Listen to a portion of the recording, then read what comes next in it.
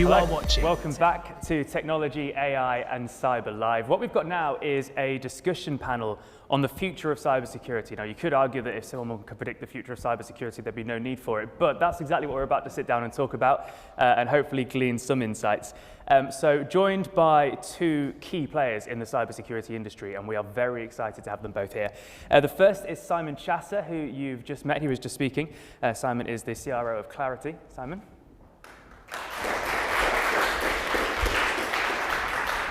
And also Richard Jones, who's the Head of Information Security at, I've said that wrong, haven't I? No, I have. Head of Information Security Cyber at Leidos.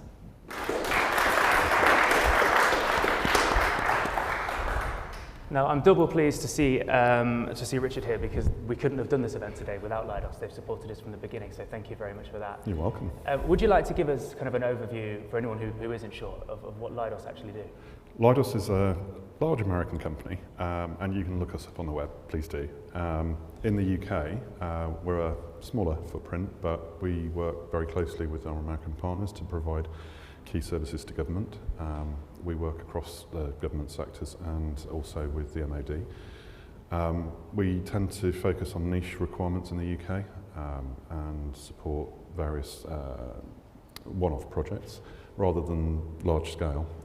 We'll look at specific solutions helping government customers move to cloud or in some way evolve their IT services. We do a wrap around the technology and IT service management, so we provide a capability to enhance and optimise the way government departments interact with their customers, usually the public, in order to make them more efficient, make them more effective for public service.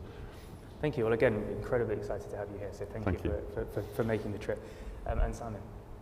Yes, so I'm the Chief Revenue Officer of Clarity, as you said. Clarity is a cybersecurity software company that's primarily focused around industrial cybersecurity and everything from sort of IoT and IIoT to OT.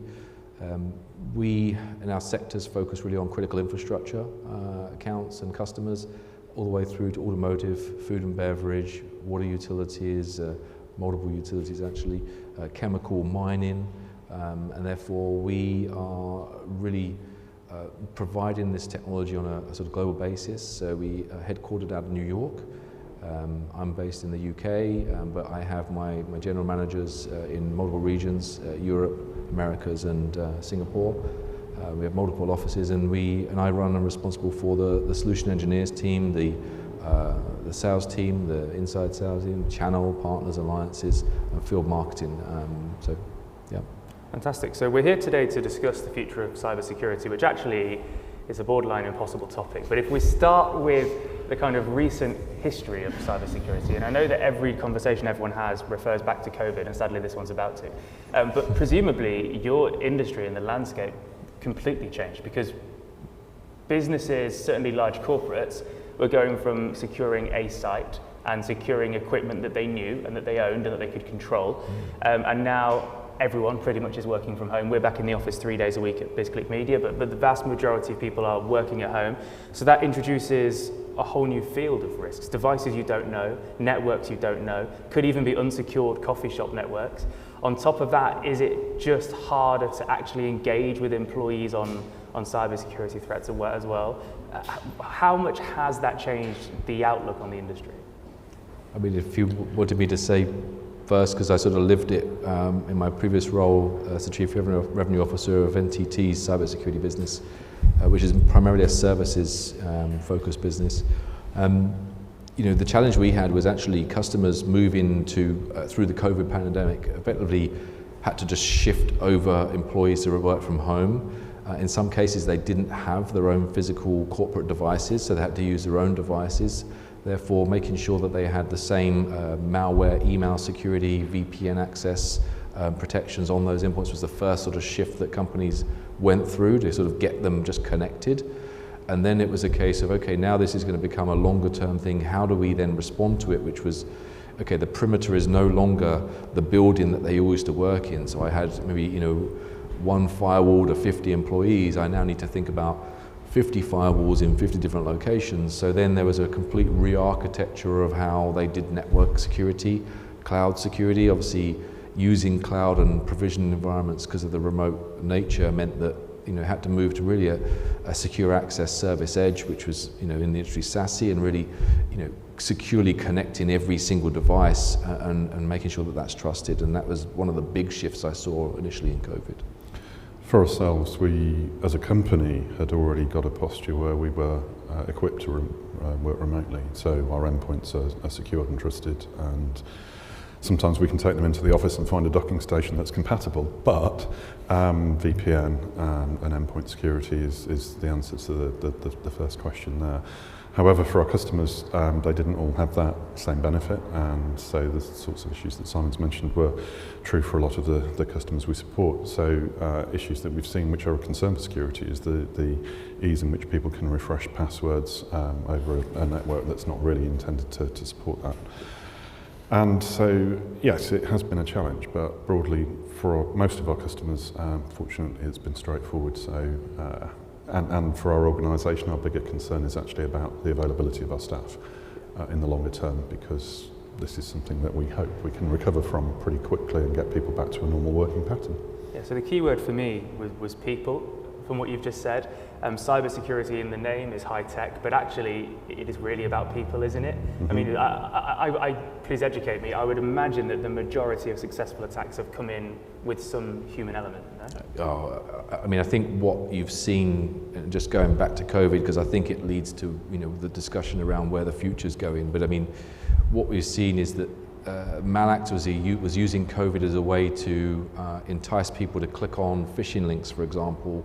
And because people were, maybe they were the invoice processor, for example, that sat in the office, had never had any exposure to sort of, those phishing campaigns and what they meant.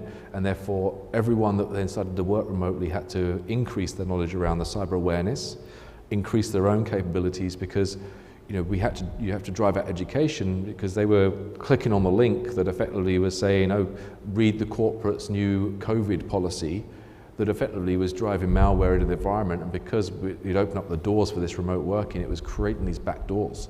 And therefore, I think increasing our own awareness and knowledge around security, little things like padlocking the corners, changing the passwords, refreshing it, all of that has gone on, I think, through COVID. So skills awareness has gone up.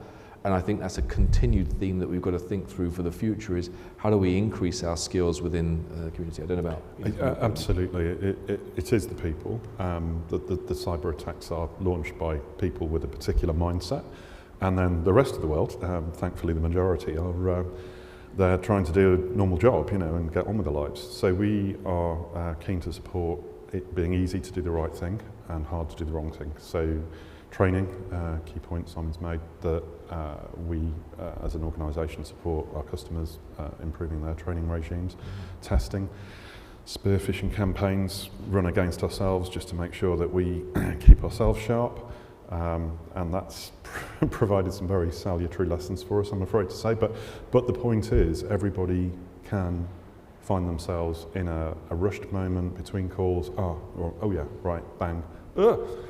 Yeah. So, those are key things, and obviously perimeter defences and smart email assessment is a way to go on some of that, but email, and as Simon said, that whole, oh look, here's another COVID thing, I better read about it, it was a bit of a challenge. So I guess this is how we lurch towards the future, but is training enough? So every job I've ever had has had some sort of cybersecurity training. From, I used to work at the BBC, and it's like a game, so you have to play a game, and that game is in theory teaching about cybersecurity, through to sitting watching some relatively boring videos. But I mean, I still get caught. I got caught out relatively recently. So our CEO, Glenn White, sent me an email, or did he, telling me that we needed some more credit on one of our ad accounts. So someone had obviously seen this business user, I'm not going to name the service because it wouldn't be fair, but this business uses this service. The CEO might feasibly email the marketing director and say there's a problem with it, and there was a link, and I clicked the link, and it was only that the website wasn't quite right, that I didn't type in our password. If I typed in our password, and I don't know what they could have done, but it wouldn't have been pleasant. They didn't do that because they fancied it. So is human training actually enough, and what can cybersecurity experts like yourselves do to try and minimize that human element? I would say you're spot on. What we've seen is that sort of intelligence-led targeted attacks, looking at people's jobs and where they operate. So if you are the data administrator, using a way in which they target those what they call spear phishing campaigns for those on a job level, now it's become prevalent, which has then created an innovation in technology to from the email security perspective to look at that in a different way as a threat vector of how we then create an alert. And the challenge that you get is with more and more security controls, you increase the volume of noise through all the false positives, where it's becoming difficult for organizations to actually filter through the false positive to find the right alerts they should focus on. But it's created a sort of an innovation in some of these technologies to target them and to identify them. But it can't rely on training alone, but we can't rely on just technology alone. It's one of those things which have to go hand in hand. You've got to increase the skills and awareness, increase the processes, and effectively increase the tools. But I mean, ultimately build the tools in from the ground level. So that's secure by design, which is, making sure we build what service we are building for our employees and for our customers with a security mindset. How does that get born? And then how is that going to run? And thinking through the whole life cycle. I mean, absolutely. So secure by design. I've written that phrase several times in proposals, and it is all about thinking through the business process. The end to end. Is there going to be an interaction that requires an email, and how are you going to inculcate a sense of trust around that? A lot of people will be rightly suspicious of emails, and if that's the vital link that's going to make this service work, you have to make sure that comes across properly for the clients. So, and then there's the opportunity to say, well, actually, maybe we can move away from email now. Maybe there's another option. And so you have to keep your mind open to changing some of your process steps if that's going to enhance your security overall. But remember, I said it should be easy for people to do the right thing. So you don't want to make life hard and then people start looking for shortcuts, because that could take you completely down the wrong path. So it would be far better to make it easier. Richard, would I just say, because I remember we were speaking earlier, I mean, ultimately that leads to trust no one. Yeah. Right. So in terms of the zero trust. Absolutely. Right? So that's where I think also, there's another future direction, right? In a way, really hardening down on zero trust no one until their identity could really be validated, and that multiple factor and so on that goes on with it. Are we being too obvious by emphasizing the human factor so much? Has technology and the kinds of attacks that are being made moved on to the point that actually it's almost easier to not go in a human way and to attack a system in another way? Is there another way into a system, and do businesses need to be worried about it?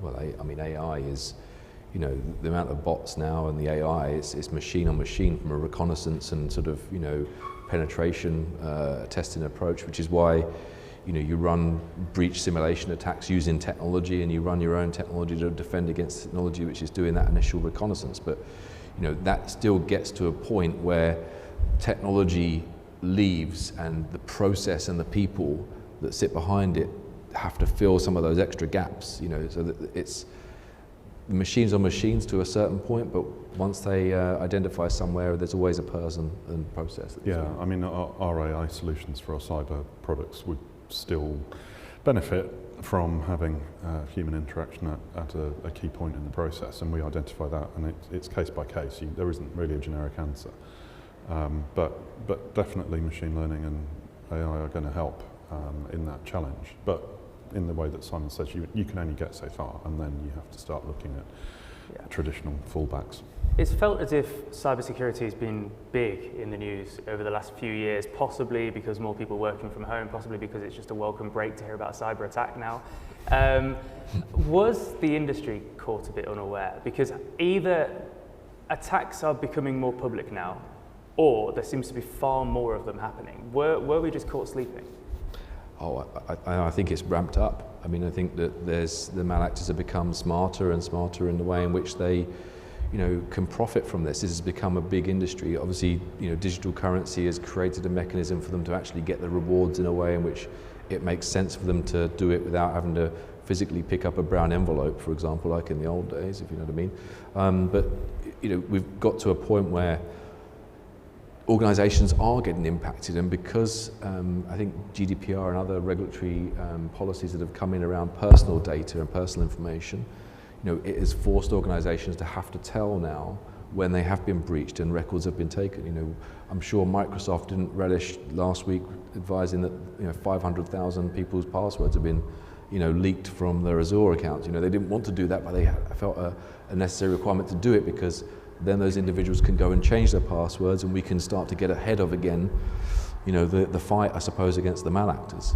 Yeah, absolutely. I mean, that's the challenge for the platform providers, to have that balance exactly in their minds. You know, they're there to sell services to help the economy move forward, great, and with that comes some risk. So you've got to make that trade-off. Are we going to lose market share because we're not going to reveal this risk that really we should have managed? And that's really the place for the platform providers to step up and demonstrate that they're in that for the greater good. Yeah. So yeah. And I think they're just unfortunate. I mean, everyone's a likely candidate. Trust me. There's as you know, if you look at your own personal email accounts, you'll see multiple different types of attacks and people trying to get into you, and it's the same for everyone everywhere. And it's just going on because it's a big business, And as I talked about in my session around industrial cybersecurity, locking down someone's personal data or stealing, a manufacturer or whatever's IP around their car designs or whatever it may be, there's some money in that, but there's the impact of personal information and the regulatory fines that now get impacted on organisations, and there's multiple regulatory bodies, but there's also the criticality from an industrial point of view that you can't produce oil, gas, whatever it may be, cars, food, whatever. That's that becomes really critical from a revenue point of view and reputational damage. Yeah. We see a lot more attacks on infrastructure. It certainly feels as if we do. And infrastructure could obviously be an oil pipeline, as you referenced in your talk earlier, but it could also be a hospital or a primary school. Or are you finding that these places are just easier targets because they're slightly further behind, or are they more likely to pay the ransom, or what is it that let's say hypothetically I'm a hacker. It's probably not a phrase you use now, but let's say I'm a hacker, and I have to have a particular mindset to do that, but I have to have a particular mindset to attack a hospital. So why are they still on the menu when there's presumably targets that's going to get you in far less trouble if you get caught? I mean, I would say they would gravitate to where the biggest reward is. And in most cases, I'd say where they can get the most money for whatever ransomware. If we're talking about malactors and sponsored malactors or nation states, they're either going to go for what would disable my adversary from a nation state point of view, to a sponsored sort of malactor is how do I get the most amount of money, to then the others which are just unfortunate because somebody's been able to pay the hacker or the malactor that's designed the code that effectively has put it onto the dark web, that somebody's then bought and used as a phishing activity to then try and profit from whoever's that, unlike anyone could be a candidate in those circumstances. It almost breaks down that level, I would say. Yeah, absolutely. The motivation is going to be different, and the state actor level is a very different piece. The idea of breaking trust in, say, government services because they were known to be hacked, that's just not a place we'd want to be, is it? So, the thought there is not about profit and taking your bitcoins out of it's something rather different. So you have to really understand the psychology behind it. You mentioned the different types of attacker. So is it a nation state? Is it a rogue group?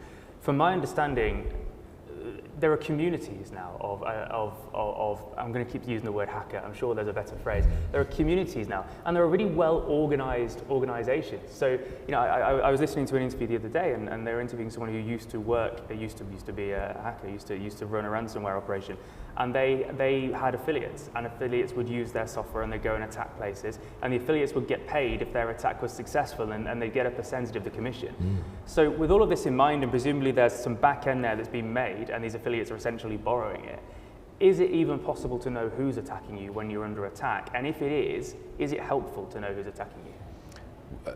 Yes, but I think what you're referring to is there's actually a malactivist. So there's now communities that are just anti-system, and whether that's because of the political agendas or whatever it may be, that they're being politicized in some form from society, that they want to look at it in a way where, okay, how do we team together to sort of break the system or break a system, whatever it may be, and they collaborate in that way.